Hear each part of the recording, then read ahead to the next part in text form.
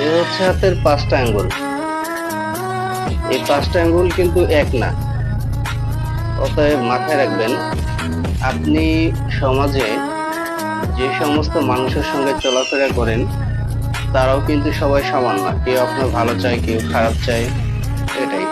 তাই অবশ্য এই বিষয়টা মাথায় রাখবেন যে আপনি যার সঙ্গে চলাফেরা করেন না কেন, অবশ্যই তার বিষয়ে আপনাকে জানতে হবে। কেননা আজকে গোপন শত্রুর অভাব নেই। দেখবেন যে হচ্ছে আপনার সঙ্গে ভালো ব্যবহার করে, ভালো ভালো কথা বলে, বাট আপনার যে সমস্যাগুলো, আপনার যে উইক পয়েন্ট রয়েছে সেটা সে অন্যের কাছে শেয়ার করে থাকে।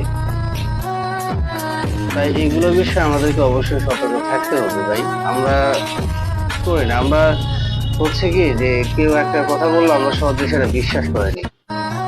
সেটা করা যাবে না।